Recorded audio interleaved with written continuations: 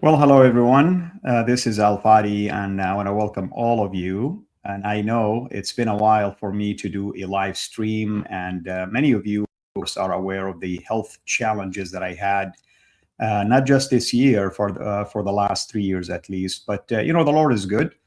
We've been able to still record our videos. I hope many of you are enjoying the many video series that we've been doing with Dr. Jay Smith, with David Wood, with many other people, and the topics have been extremely interesting, and they've been received very well. And we still have a lot in the queue, of course, to be published.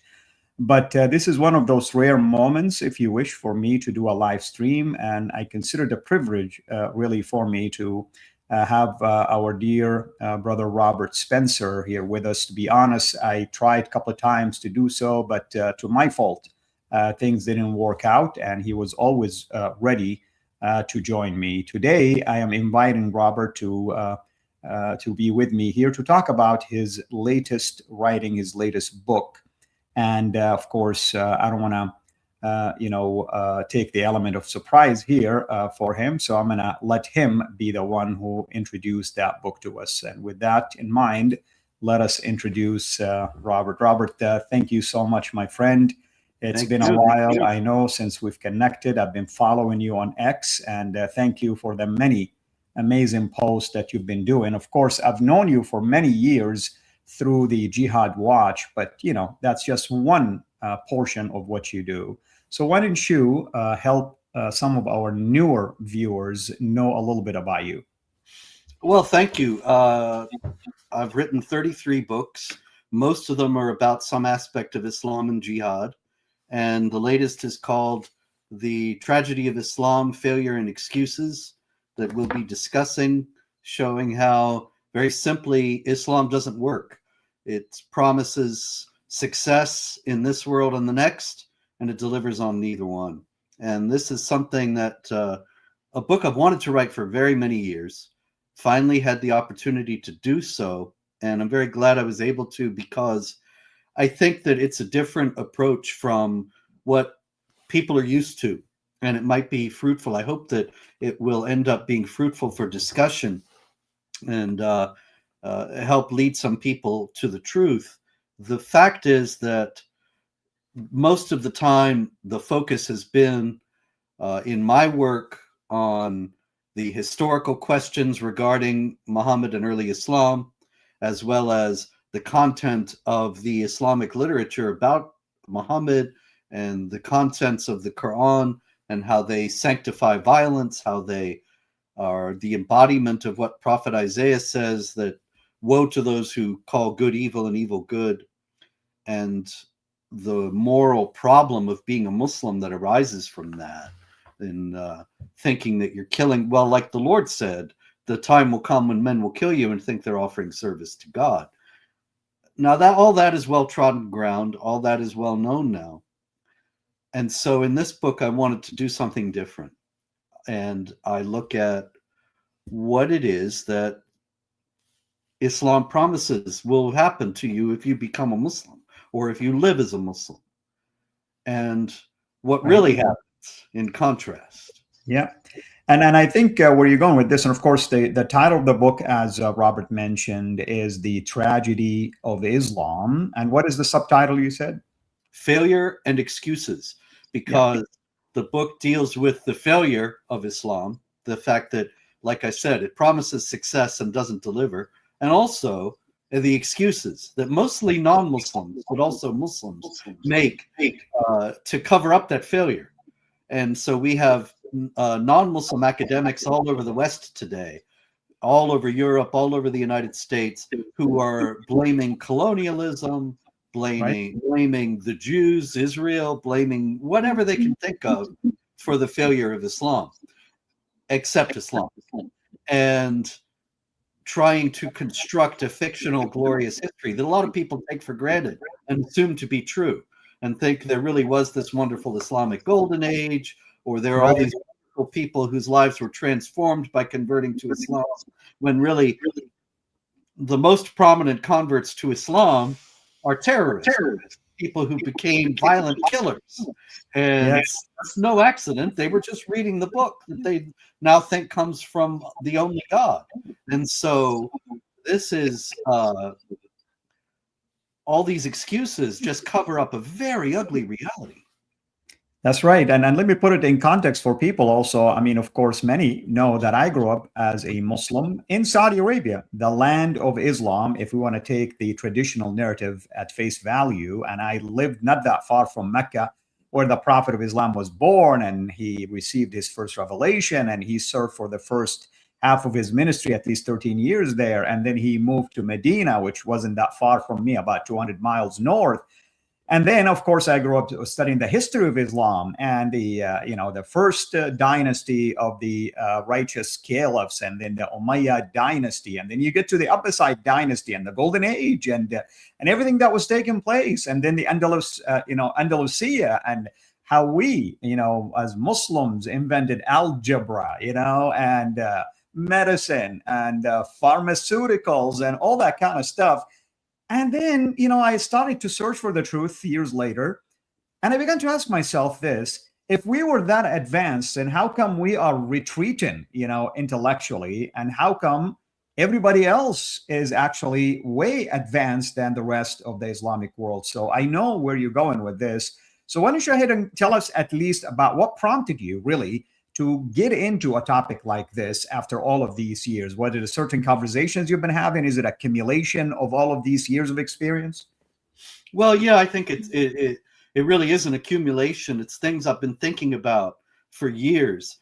And probably the beginning of this book started, or the idea for this book came to me while I was writing the history of jihad back in 2018, which I also happen to have here.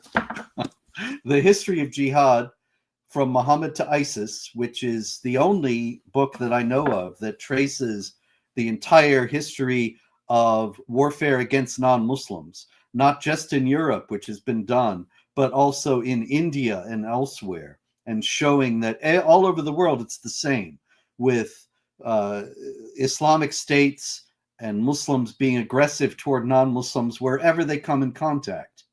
And I also noticed, however, as I was writing that book, The History of Jihad, that in all that 1400 years, there were the great Muslim societies that you mentioned just now.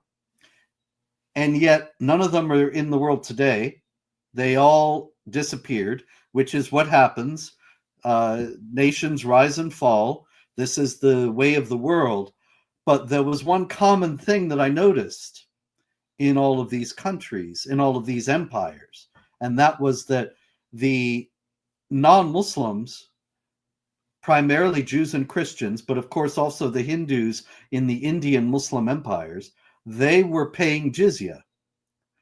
And the thing about paying a prohibitive tax, which was a prohibitive amount, It's a lie that Islamic apologists and Dawa guys like to tell nowadays, that they claim that jizya was really not very much and less than zakat.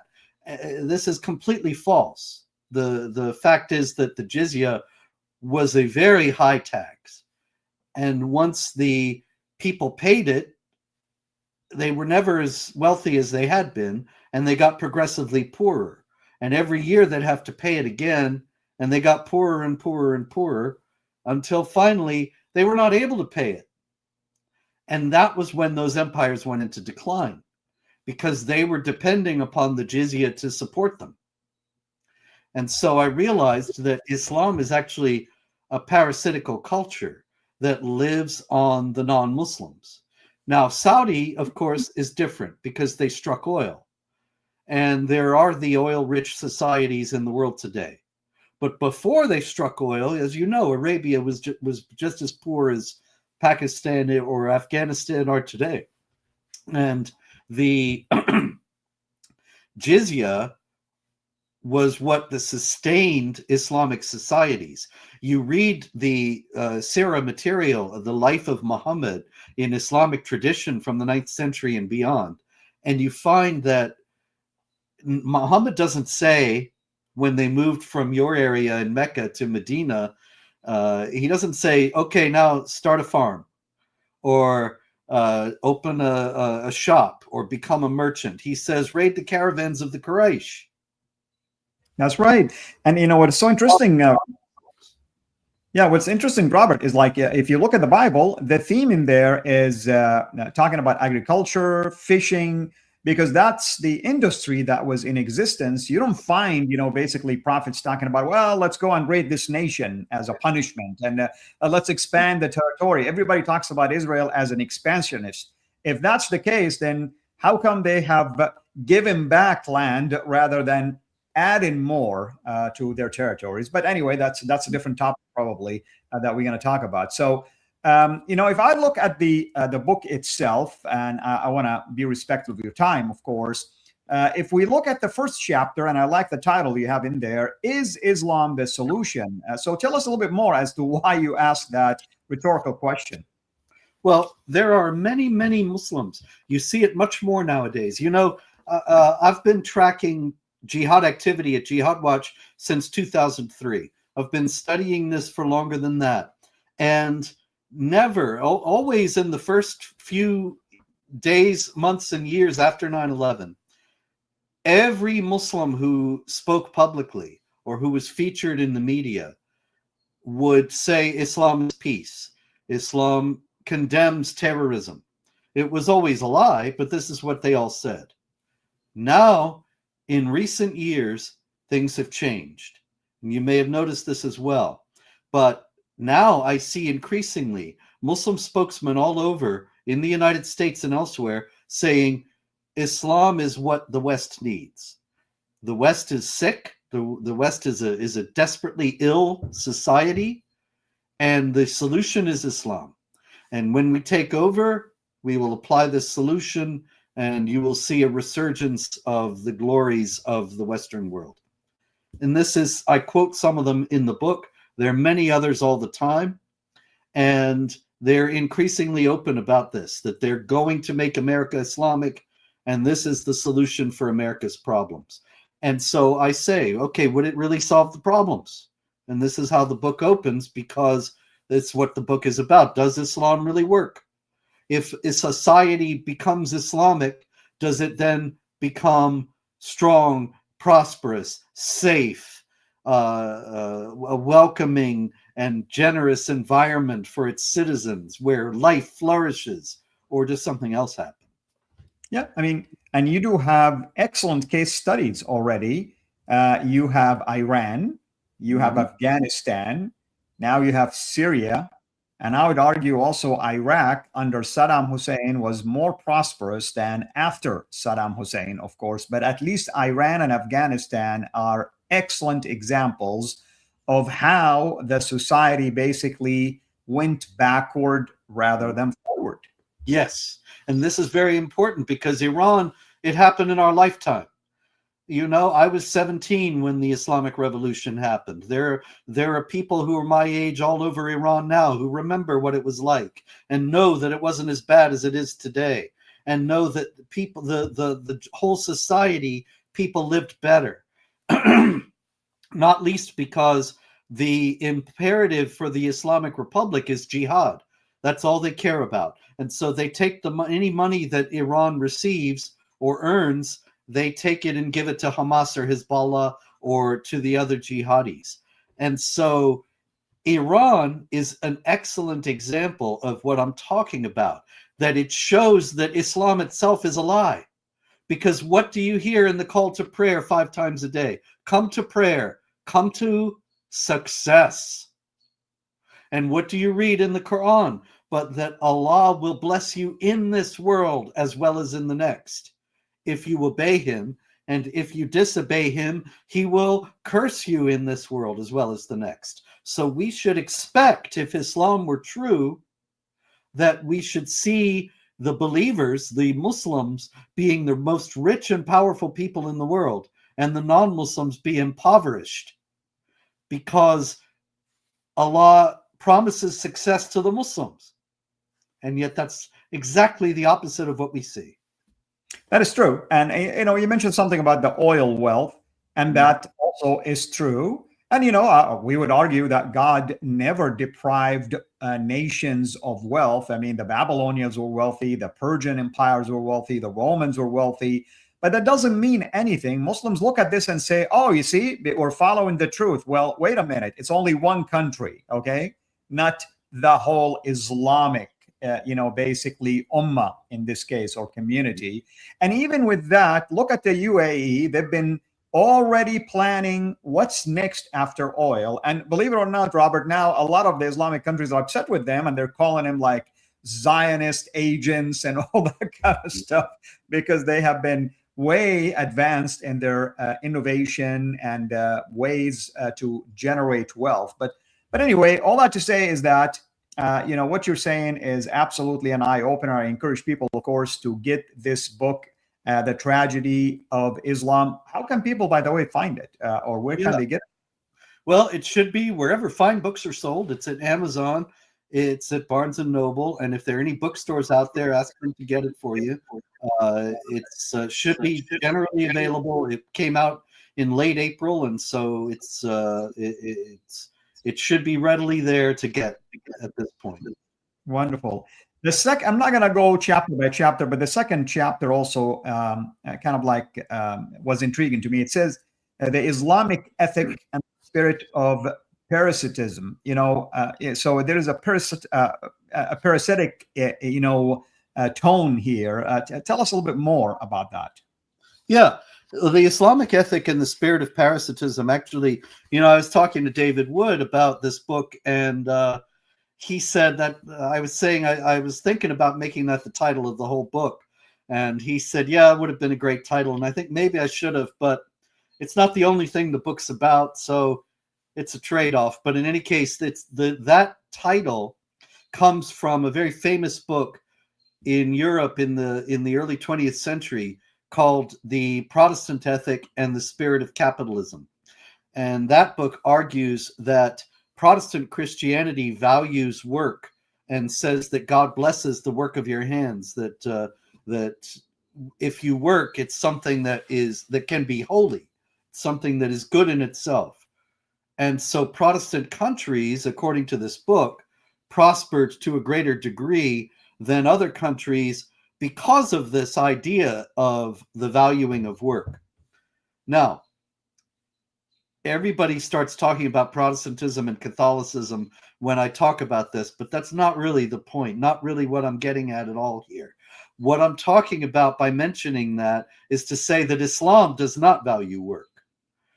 As I said a minute ago, Muhammad did not tell people go start a farm or start a business. He told people to raid caravans. And Islam does not have a work ethic. People work, of course, in Muslim countries, they have to, but they don't value it as something that Allah blesses in itself. It is something that you do that's vaguely shameful, that really you wish you didn't have to do. Slaves non-Muslims paying the jizya, they're supposed to be doing the work. And you're supposed to be sitting back and enjoying the fruits of their labors. That's the ideal Islamic society. So the Ottoman Empire, the last great caliphate, their primary source of income was the jizya. When they were menacing Europe, when they were besieging Vienna, when they were seizing half of Europe and scaring the rest of Europe into thinking we're going to be conquered and Islamized. And when the non-Muslim communities in the Ottoman Empire were bled dry and could no longer pay the tax at the rate that they'd been paying it, that's when the empire started to go into decline, became the sick man of Europe, and ultimately fell after World War I. And it's a direct correlation. When the jizya rates were high and the non-Muslims were able to pay, the empire was the most powerful country in the world. When there was no more money from the Jews and Christians because they'd already paid it all to the state, and they had no more, and they couldn't get good jobs because that's also Islamic law. They couldn't hold authority over Muslims. They had to be below the Muslims in the hierarchy of society. So they're only taking the most menial jobs. Just like today in Pakistan, the Christians are called sweepers because the only jobs they have are like garbage men and street sweepers. And in Egypt also, the Coptic Christians, they're the garbage men because it's the lowest job in the society. So they can't pay a high tax. They don't have the money. And that's when, because the Islamic ethic does not allow for the blessedness of work, and the Muslims are not expecting to work and take care of themselves. They're expecting to live off the non-Muslims. When the non-Muslims can't sustain them, the Islamic entity goes into decline. And that's when it actually becomes more dangerous.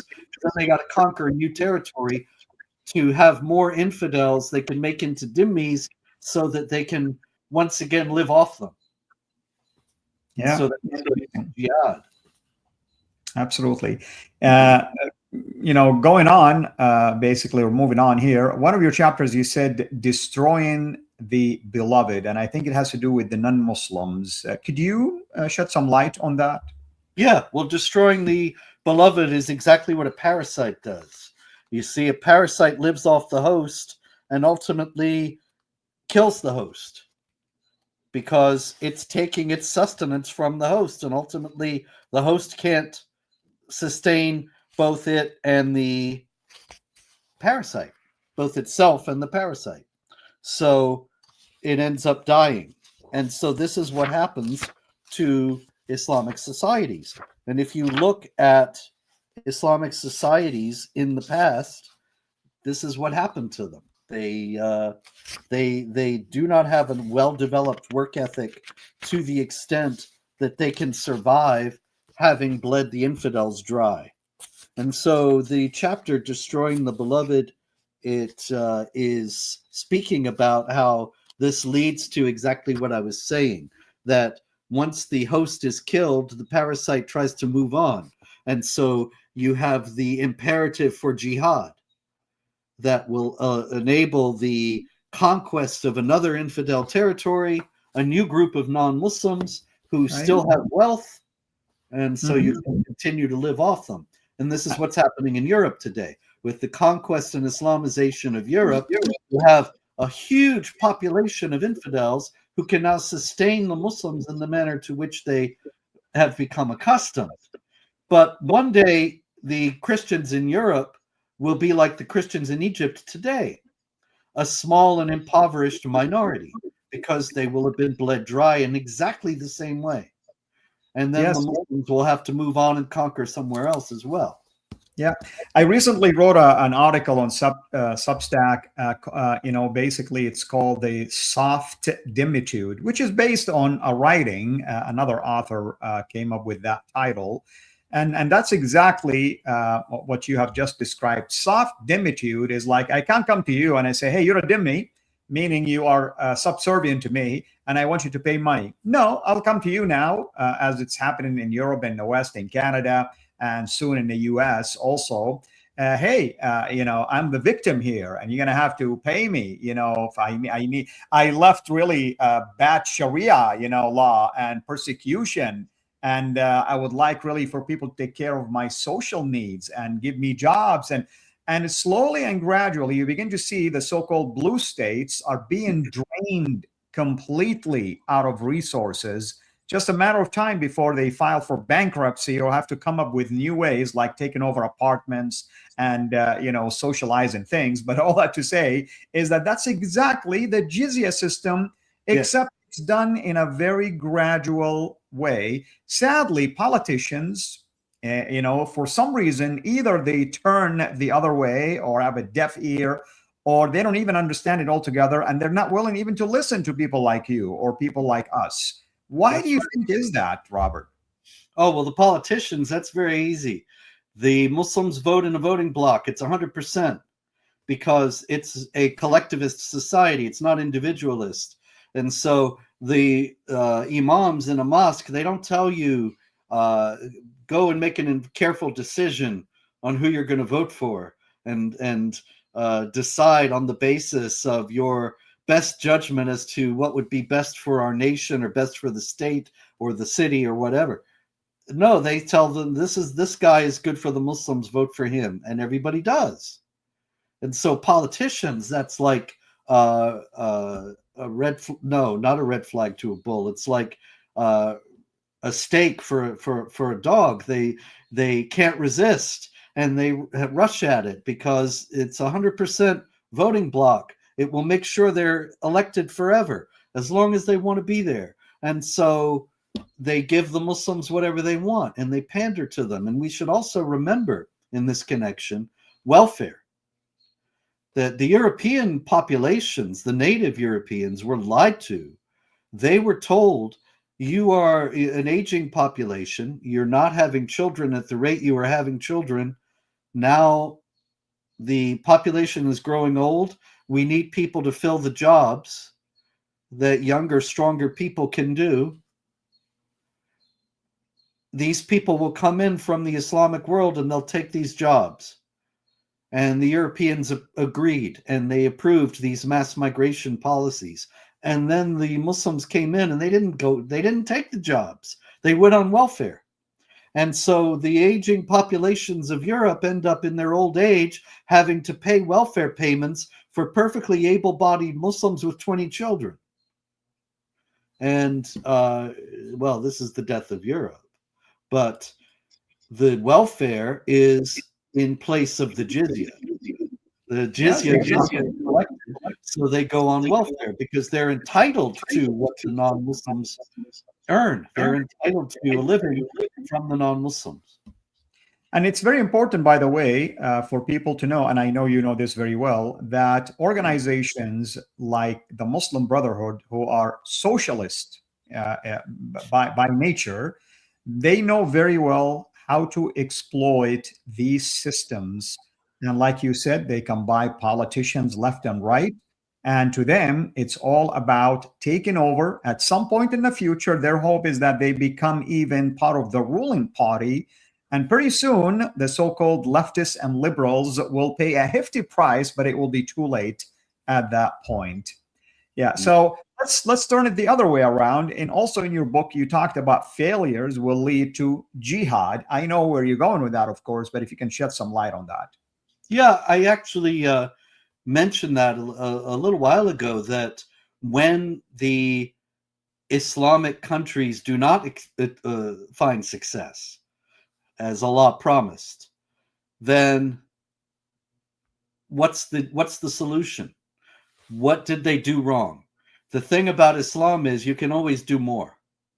You know, you might pray 5 times a day. You might go to mosque every Friday, fast, spend the night in the mosque and pray all night. All of it. And you still are not rich. Is Allah lying? Of course, no, Allah is not lying. And so what? It must be that you haven't pleased him well enough to realize this promise. Come to prayer, come to success. And so you have to become more Islamic. And ultimately, that leads to jihad. because after all, there's the famous hadith in which Muhammad is asked, what is a deed greater than jihad? And he says, I do not find such a deed. So nothing is greater than jihad. So what's the best way to please Allah out of everything? Wage jihad, kill infidels. So you want to come to prayer, come to success. The best way to get that success is to kill infidels. So the failure of Islamic societies leads to jihad because they think, well, this isn't working. We've done everything that Allah told us to do, and our nation is still not prospering, and we're still not rich. We have to do the greatest thing that Allah tells us, which is jihad. And here you're talking about sometimes they can turn against their own leaders, by the way, and they become disillusioned about their leaders, and they start claiming that the leaders are corrupt, they're not following the way of Allah, that they are basically the cause why Allah is cursing the people and the Islamic nation. I mean, look what happened. ISIS basically displaced most Muslim Syrians out of Syria, and they use that as an example. The same thing in Iraq, of course, in Afghanistan. They go against anyone who claims to be a Muslim, but at the same time, not a true follower of Islam, and they exploit all of that. Now, go ahead. No, just you're absolutely right. The Salafi movement is exactly designed to do that. The whole idea is to cleanse the Islamic world of these impious rulers who are not ruling according to Sharia, like Saddam, like Bashar Assad, who was an Alawite anyway, like Mubarak in Egypt, and replacing them with Sharia adherent rulers. Of course, they didn't succeed in Egypt. They had Morsi for a year, and then he was overthrown. But right now, there's the jihadis ruling in Syria. They have power all over Iraq. They don't pay attention to the central government in Baghdad. And they believe that it's because they have to do this, because Allah is not letting the land prosper because of these rulers who are not ruling according to Sharia. And so they have to replace them and bring in Sharia, and then maybe Allah will start giving them some of this promised success. Exactly. So it's really a dilemma. It's almost like you're looking at the book of Judges. It's cycles, ups and downs the whole time. Now, one, of course, part that I think it will resonate with a lot of people lately, that this failure also breeds hate towards the Jews. And I always mention this to people. Please do not think that Muslims hate the Jews because of 1948. It has nothing to do with that whatsoever. It started back in the days of Muhammad, 14 centuries ago. And yes, they're gonna find any excuse to add to that, and they're not gonna admit actually that their book is the pretext for this hatred. In fact, the Quran actually acknowledges the land to the Jews, that it was given to them forever. I mean, if you were to believe that, and yet Muslims discount all of this and say, no, God already changed his mind, and he gave the land now to the Muslims. Yes, well, that's actually, I think that's a function of the fact that the Quran also says that the Jews are under a curse and they're enemies of Allah. And so they forfeited, the reasoning goes that they forfeited the promised land and it belongs to the Muslims. And so the Jews, of course, are also designated in chapter 5, verse 82 as the most vehement in hostility to the Muslims, the worst enemies of the Muslims. So if you are promised success in this world and you don't get it by being a Muslim, it must be that the worst enemies of the Muslims have ruined it for you. They have gotten to the world around you in some way to prevent you from enjoying success. And this is how the Jews are portrayed all through the Hadith literature, in trying to foil the plans of the Muslims, trying to destroy the Islamic community, trying to kill Muhammad, all these things. And so what would they be doing today but preventing the Muslims from achieving the promised success? Now, of course, anybody who has any power of reasoning which is not necessarily a deeply indoctrinated Muslim, because chapter 5, verse 102, 101 and 102 warns Muslims not to ask questions, because some people lose their faith by asking questions. So when I say any reasoning individual, might not be a devout Muslim, but any reasoning individual would think, if Allah promises success, how could the Jews possibly thwart that? Because Allah is all powerful and the Jews aren't. So if the Muslims are not achieving success, it can't be the Jews' fault. Allah could override their will, and yet he doesn't. Nonetheless, that is the one outcome of this Muslims dealing with the failure of Islam. Not only do you see more jihad activity, but you see more hostility against Israel. And so nowadays you have these areas of the Islamic world that are very impoverished, that have not struck oil, and they're deeply anti-Semitic. They hate Israel, they hate the Jews, and they blame them for their troubles. Because after all, who else could it be? Who else could have done this to them? Allah told them everything was going to be great if they were Muslims. Exactly. Now, there was a couple of other parts in your book. For instance, one of the chapters deals with the tolerant Islam as a social and geopolitical weapon. And if you can touch on that, but mainly I want you to talk also about the next chapter about the Andalusia, or the dream of the so-called Al-Andalus. Yeah. Well, I think that this is another thing people might find interesting in this book. Where does this idea come from, that Islam is a religion of peace and tolerance? Now, of course, George W. Bush very famously said it right after 9/11, that Islam is peace. But he didn't invent that idea. He was told it by Nihad Awad of the Council on American-Islamic Relations, and Abdurrahman al-Amudi of the American Muslim Council, and others he was standing with in the mosque when he said that on September 17th, 2001. But it actually is much older as an idea than this. And so I trace where it comes from.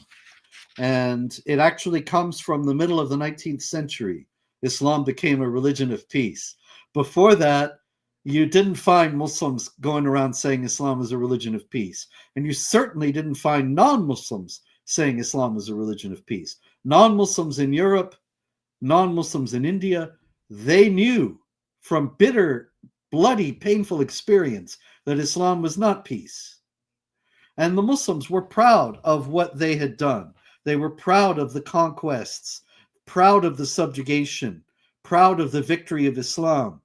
They weren't going around saying Islam is a religion of peace either. And so where did it come from? It comes from the British.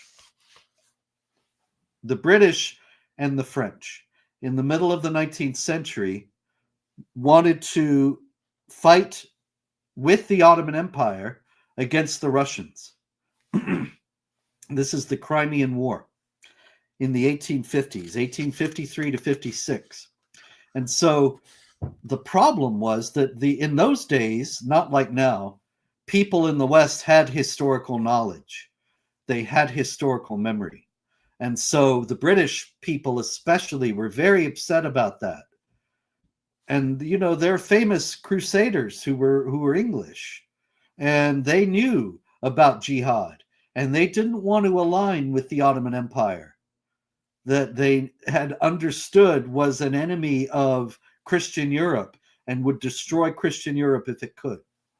And so the British government actually started to teach its people that actually Islam is a religion of peace, and that it was a wonderful, tolerant religion. And they did this so that the British people would favor allying with the Ottomans against the Russians in the Crimean War. So it was all about short-sighted political gain. And paradoxically, I also show that there were Jewish scholars starting in the 19th century who began to write about how Islam was a religion of peace and how wonderfully the Jews had lived in the Islamic world. And even Ignaz Goldziher, who was a great scholar, really the pioneering scholar to note how historically inaccurate the Hadith literature really is, and how much of it is myth and legend and could not possibly be history, which of course nowadays is much more well known, and a lot of people discount it and disparage the idea, but none of them are scholars of the stature of Goldziher, and they should read his writings. But in any case, Goldziher himself had a great admiration and love for Islam, and said that the most powerful spiritual experience he had ever had was in a mosque in Egypt. This didn't prevent him from his historical investigations, and a lot of it was designed to try to shame Christian Europe into treating the Jews better by saying, look, you persecute us in your countries today, and in the Islamic world, they are much more tolerant. And in those days, Christian Europe understood the Islamic world to be bloody and violent and rapacious, because that was the only experience they had had of it. And so to say they treated the Jews better than the Christians are doing was indeed shaming of the Christians. But once again, this was not historically accurate. This was a politically motivated myth, like the Islamic tolerance myth that they taught for the Crimean War. And so all of this was really invented for political purposes. And it's the same thing today. You asked about also the following chapter about Al-Andalus. And, practically every day, and I'm sure this happens with you as well, I encounter people who say, but what about the Islamic Golden Age? And there was a time when they were the great leaders in having a tolerant society and a pluralistic society that valued innovation and intellectual exploration. It's all a myth. It's all made up. And it was made up for modern day political purposes after 9/11, because people were afraid. There was more of a fear of Islamophobia than there was actual Islamophobia, but there was a real fear of it.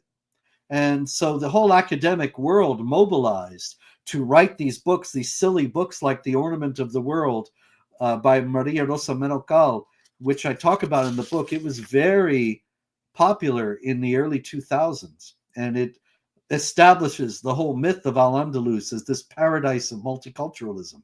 And it was just designed to make Westerners think, oh, Islam isn't just 9/11. Islam is actually wonderful. And 9/11 was just a twisting and hijacking of the religion of peace. And it's all for modern day policies about immigration, mass immigration into the West, and so on. So all of these myths of Islamic tolerance, they come from Westerners who, for their own purposes, make up these lies or spread them. If you don't mind me, I want to just share with the people just a tiny bit about this myth about the Andalusia. But would you like to tell people, if you want, about how did this Andalusia came about? If you want to share about it. Well, if you mean by bloody conquest, certainly. I mean, the conquest of Spain starts in the year 711. And I speak about it at great length in my other book, The History of Jihad. It was a very brutal conquest that enslaved the non-Muslims, and it did so to the extent that slavery, the Al-Andalus was actually a center for the slave trade. And the slaves were Spanish Christians, and they were sold all over the Islamic world in a slave trade that was much more extensive, much more widespread, and went on for many more centuries than the slave trade in the Atlantic that went to England and the United States. Of course, nobody wants to talk about that, right, Robert? Nobody wants to talk about that. Nobody wants to talk about that. But Al-Andalus was a place where if Jews or Christians were given authority, there would be massacres, there would be riots. And the most famous of these was the pogrom of Granada in 1066, when a Muslim ruler actually did make a Jew, a friend of his, the vizier of Granada, the local, like the mayor. And he did so because he liked this man personally. They were friends. But the Muslims in the city they thought it was an outrage because they knew that Islamic law says a non-Muslim cannot hold authority over a Muslim. And they were absolutely incandescent with rage that the Muslim leader would have appointed this Jewish man to have authority over them. So they killed the Jewish man, they rioted, they killed 4,000 other Jews as well, all on the last day of the year, 1066. And so that's the reality of Al-Andalus: slavery, subjugation, oppression, and murder. And Yes, that and now that is, oh, wouldn't it be wonderful if we could live in there, in that wonderful society? absolutely. I think if you count in about almost 800 years, maybe there was about 100 to 150 years that you can say there was some level of stability, some level. The rest of the time, there is, like you said, fragmentation, to the point that sometimes they even called upon the Berber in North Africa to come in and help them unify, and that was a failed project, and they tried everything possible, and they kept on getting fragmented more and more and more until their failure at the end, when they were kicked out completely out of Andalusia. But of course, it's always been brought up, and you know why, Robert. They bring it up because this theology of the land, that one day we're going to go back and conquer the land that was lost. To speak about Al-Andalus suggests to people that Spain really ought to be Muslim. And of course, they're reclaiming it now.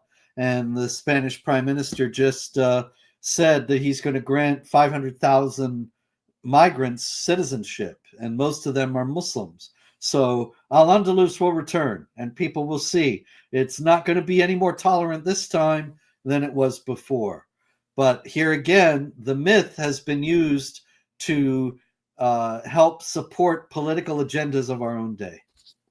Yeah. Well, it's been amazing, of course. And once again, we are talking about The Tragedy of Islam, Robert Spencer's latest book. And Robert, is there anything else in the book that you would like to highlight before we close this live stream? And then please remind people where to get the book. Well, I think that the people will also find interesting the latter part of the book. If you think about it, you yourself are a convert to Christianity. Am I correct in that? And there are many other converts from Islam to Christianity, Ridvan and Hatun and many others. And the converts to Christianity show the spirit of Christ, which is love, joy, peace, patience, kindness, gentleness, generosity, self-control, as St. Paul says. Converts to Islam, many of them become terrorists. I don't know of a single convert to Christianity who ever became a terrorist. And yet I have story after story in this book, and I could have put in many more, of converts to Islam who became terrorists because they started to take seriously this book that told them this is how you achieve the success that Allah promises. And exactly. So Allah once again lies to them. He doesn't give them success if they come to prayer, if they come to Islam. He gives them hate and evil and violence in their hearts. And he doesn't give them love, joy, peace, patience, kindness, generosity, faithfulness, self-control. And so the contrast couldn't be more stark. And that is the tragedy of Islam. The tragedy of Islam is really the tragedy of Muslims, that they're deceived into thinking that they're serving God when they're doing evil. And so I hope that people will find this book a new way of looking at these things and find it enlightening. Once again, it's at Amazon, it's at Barnes & Noble, it's wherever fine books are sold. And thank you for discussing it with me tonight. Thank you so much, as always, Robert. And I mentioned to you before we start the show that I would love to bring you back just to talk about select chapters, and each one of them will become maybe a topic of its own. To that, we can bring in outside sources to substantiate, the content that you've shared for the benefit of people to understand. As many of you know by now, that I'm also a fellow at the Ideological Defense Institute, and that's one of our goals, just like Jihad Watch, is to bring to the forefront, especially at the public arena and the political arena, the danger behind the Islamic ideology. There is no separation between Islam and Islamism, by the way. It's one and the same. There is no such thing as political Islam and non-political Islam. Islam is one complete system. Politics is just part of that. So Muslims, whether they understand Islam or they don't, they are going to always back their own people. Look at what happened in New Jersey recently. They backed up a guy who publicly, you have his testimony, vouching for his connections with Al-Qaeda and terrorism. And yet the Muslims had no problem voting him in simply because he is one of their own. He is part of the community. He represents them. So I want to thank you, of course, for the work that you do, Robert. And if anyone wants to follow at least a brief, glimpse of what he does, there is Jihad Watch, and you can also go to X and follow him there as well. These are just a couple of platforms. Is there any other platform that you want people to be aware of? No, that's basically it. And thank you. I have a YouTube channel, but I haven't been up to making many videos lately. I hope to get back to it one day. Wonderful. Well, thank you, everyone. Thank you for following us. Keep, of course, sending us comments, whether about this video itself or in general. If you have any specific topics you would like for us, myself and Robert, to explore, you can go to Substack and follow me there. I've been uploading articles that deal with issues like this for the most part. And thank you for those of you who've been praying for me health-wise. I will keep you, of course, all posted. I am expected to have another surgery sometimes within the next month or so. Until then, Robert, thank you so much. Everyone, thank you so much. This is Al Fadi, over and out. Blessings to all of you.